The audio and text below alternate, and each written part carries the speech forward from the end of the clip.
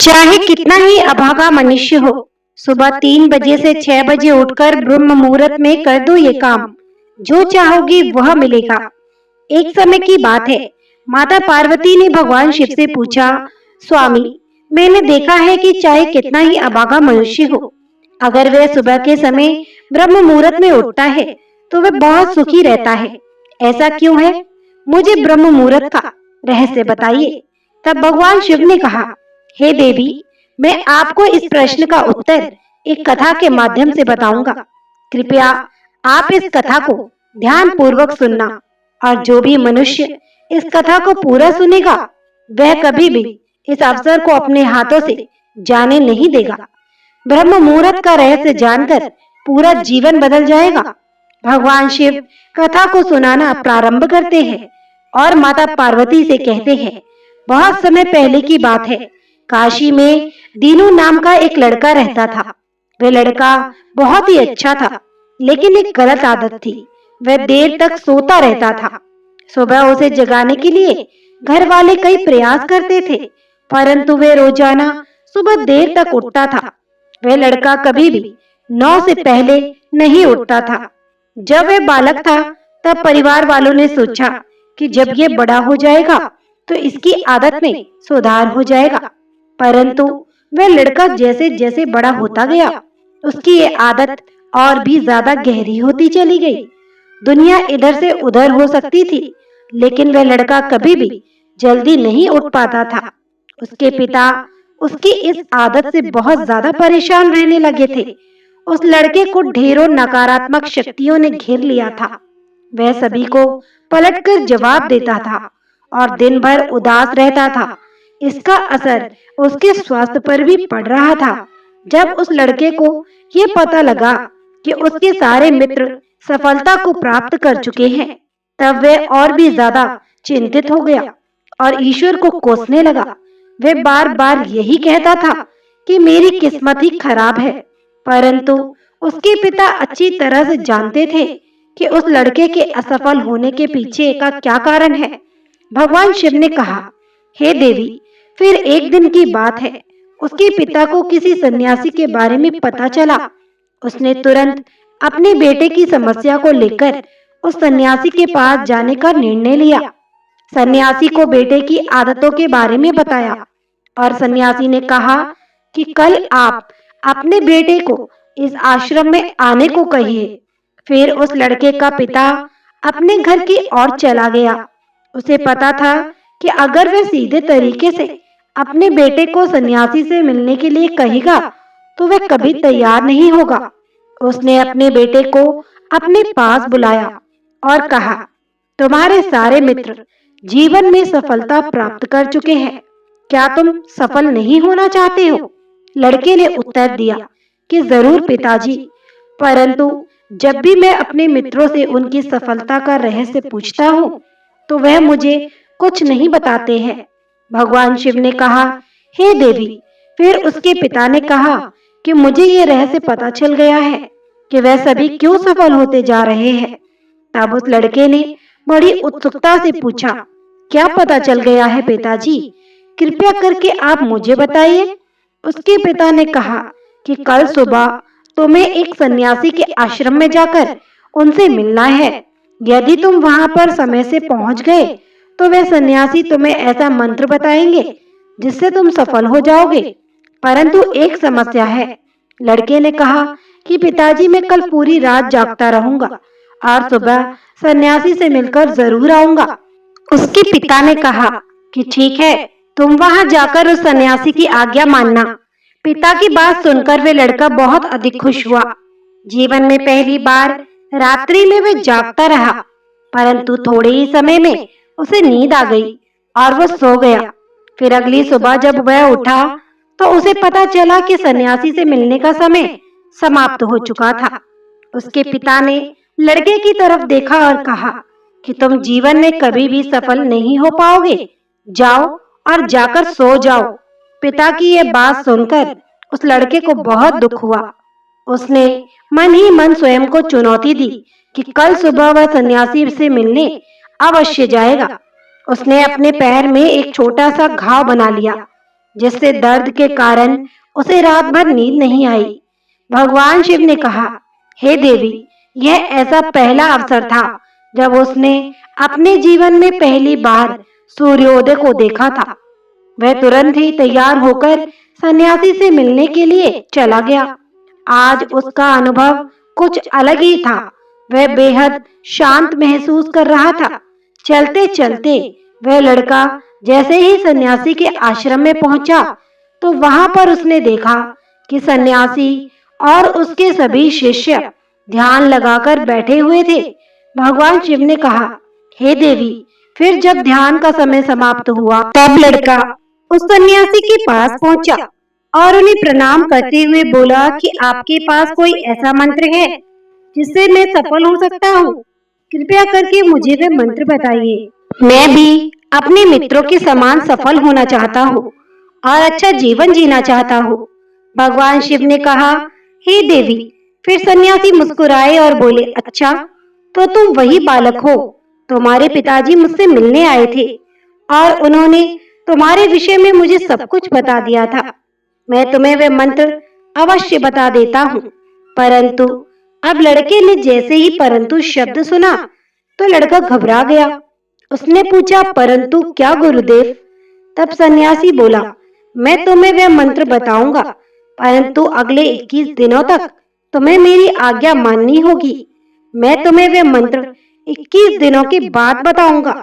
तब तक मैं तुमसे जो भी कार्य कहूंगा तुम्हें वह करना होगा। यदि तुम असफल हुए या कार्य के बीच में तुम्हारा संकल्प टूट गया, तो उस मंत्र का असर नहीं होगा। दृढ़ निश्चय के साथ उस लड़के ने कहा कि मुझे आपकी सारी आज्ञा स्वीकार है। मैं अगले 21 दिनों के लिए आपका दास हूँ। आप जो भी कहेंगे मैं वही कार्य करूंगा। मुझे केवल और केवल उस मंत्र के बारे में जानना है। भगवान शिव ने कहा, हे देवी। फिर सन्यासी ने उस लड़के से कहा कि ठीक है, कल से तुम्हारा कार्य शुरू हो गया।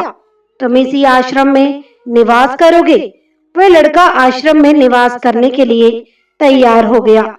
सन्यासी ने कहा कि यहाँ रहते हुए तुम्हें ब्रह्म मुहूर्त में उठना होगा और दूसरे शिष्यों की तरह ध्यान और तप करना होगा। साथ ही आश्रम के कार्यों में भी सहायता करनी होगी। ध्यान रहे, यह संकल्प टूटना नहीं चाहिए। भगवान शिव ने कहा, हे देवी। अब लड़का सन्यासी की बात से सहमत हो गया और अगले दिन से उसके कार्य के दिन की शुरुआत थी। इस बार उसने दृढ़ निश्चय किया, परंतु एक सप्ताह बीतने के पश्चात ही उसका संकल्प टूट गया और वह 8वें दिन देर तक सोता रहा। जब वह नींद से जागा, तो उसने कहा कि मुझसे कितनी बड़ी भूल हो गई है। वह रोते हुए सन्यासी के पास पहुंचा और कहने लगा, हे गुरुदेव, मेरा संकल्प टूट गया। अब मैं जीवन में कभी भी सफल नहीं हो पाऊंगा। सन्यासी ने उसे समझाते हुए कहा कि एक बार फिर से शुरुआत करो, फिर से संकल्प करो। फिर लड़के ने सन्यासी से पूछा कि सुबह उठना इतना आवश्यक क्यों होता है और यहाँ पर सभी लोग इतनी जल्दी क्यों उठ जाते हैं? भगवान शिव ने कहा, हे देवी। तब सन्यासी ने लड़के को समझाते हुए कहा कि सुबह यानी ब्रह्म मुहूर्त में उठने के पीछे बहुत बड़ा विज्ञान छुपा हुआ है। लड़के ने कहा कि कृपया मुझे वह विज्ञान बताने की कृपा करें। सन्यासी ने कहा कि रात्रि को 4 पहर में बांटा गया है। पहला रुद्रकाल, जिसका समय शाम 6 बजे से लेकर 9 बजे तक का होता है। दूसरा राक्षस काल, जिसका समय रात्रि 9 बजे से 12 बजे तक होता है। तीसरा गंधर्व काल, जिसका समय रात्रि 12 बजे से 3 बजे तक होता है।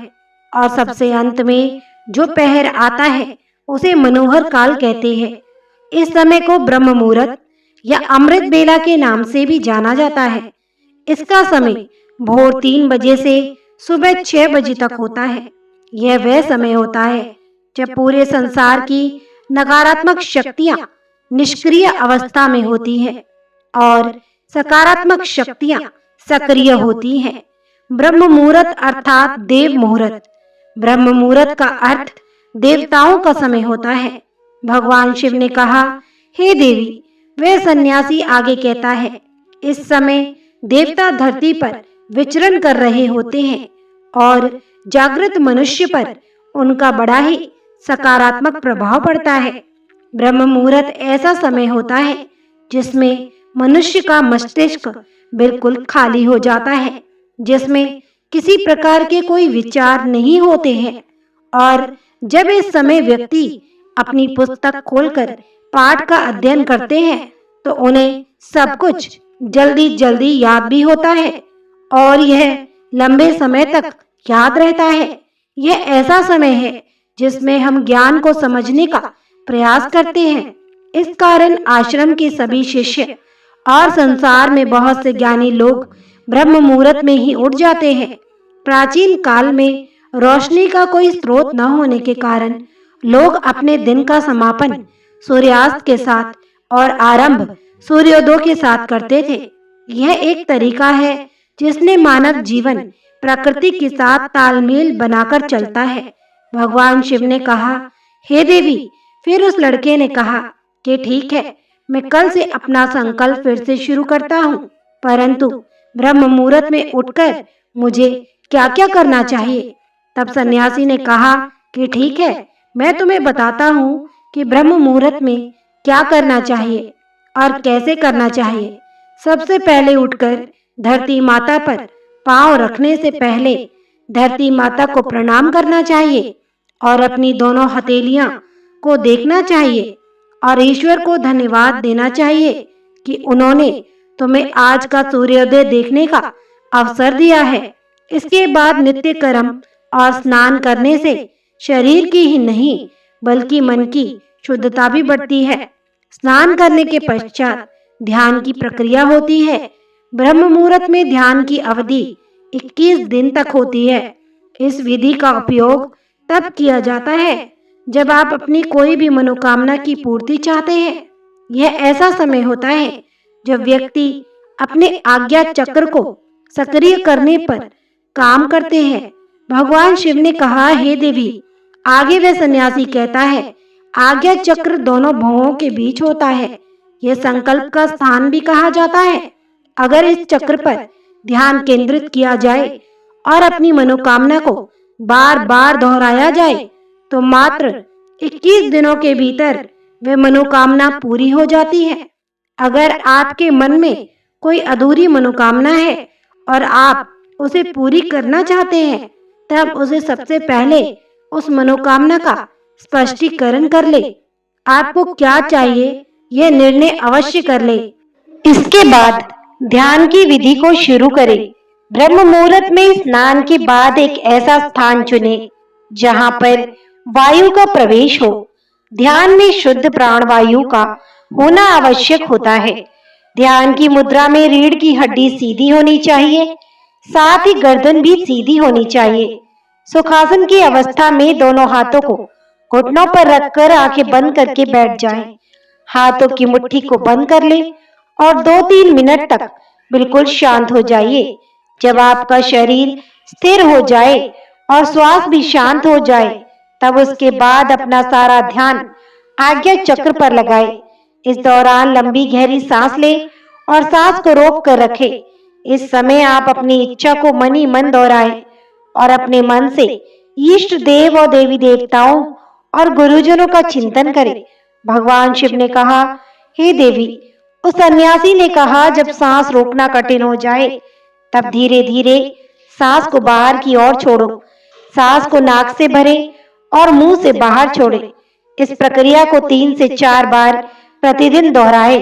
ऐसा प्रतिदिन करने से आपकी जो मनोकामना है वो अवचेतन मन तक अवश्य पहुंच जाएगी और इच्छा पूर्ति जल्द होगी। आज्ञा चक्र सक्रिय होता है और हमारी आज्ञा को पूरा करता है।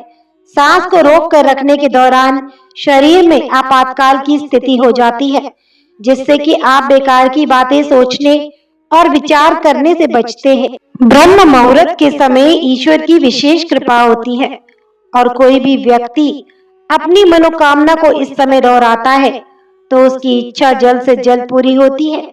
भगवान शिव ने कहा, हे देवी। इस प्रकार सन्यासी ने उस लड़के को ब्रह्म मुहूर्त का महत्व बताया। अगले 21 दिनों तक उस लड़के ने बड़े ही मन के साथ इस प्रक्रिया को अपनाया। अब वह बहुत ही ज्यादा अनुशासित और शांत स्वभाव का बन चुका था। उस लड़के ने जैसे ही अपना संकल्प पूरा कर लिया, उसके बाद वह लड़का बड़े ही प्रसन्न भाव से सन्यासी के पास पहुंचा और कहने लगा, हे गुरुदेव, मैंने 21 दिनों का संकल्प पूरा कर लिया है। अब कृपया मुझे सफल होने का मंत्र बताइए। तब उस सन्यासी ने मुस्कुराते हुए कहा कि पिछले 21 दिनों से जो अभ्यास तुम करते हुए आ रहे हो, वही तुम्हारी सफलता का मंत्र है। जो व्यक्ति ब्रह्म मुहूर्त में उठकर ध्यान प्रक्रिया को सही से करते हैं, वह जीवन में कभी असफल नहीं हो सकते। तुम्हें ब्रह्म मुहूर्त का रहस्य पता चल चुका है। अब तुम इसे जीवन पर्यंत करो। तुम्हें जीवन के लक्ष्य और सफलता दोनों प्राप्त होंगे। उस लड़के ने सन्यासी को धन्यवाद दिया और ब्रह्म मुहूर्त के नियमों का पालन जीवन पर्यंत तक करने का वादा भी किया। भगवान शिव ने कहा, हे देवी, अब तो आपको पता चल गया होगा कि ब्रह्म मुहूर्त का क्या होता है। तब माता पार्वती ने कहा, हे स्वामी, अब मुझे ब्रह्म मुहूर्त का संपूर्ण ज्ञान हो गया है। इतना कहकर माता पार्वती ने भगवान शिव को प्रणाम किया। वीडियो अगर पसंद आया हो तो वीडियो को लाइक और हमारे चैनल को सब्सक्राइब करें और अपने दोस्तों के साथ शेयर जरूर करें। धन्यवाद। खुश रहें, स्वस्थ रहें।